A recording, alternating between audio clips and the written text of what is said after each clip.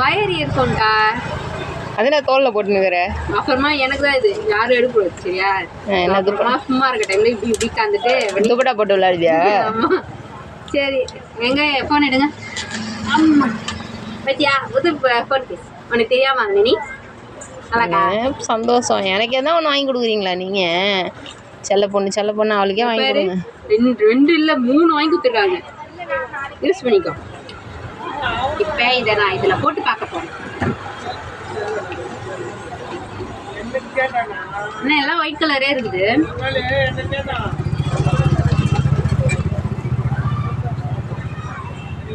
எனக்கு இதை கிளிக்கிறது ரொம்ப பிடிக்கும் தெரியுமா? போதும் எதாலும் கிழிச்சே பழகு.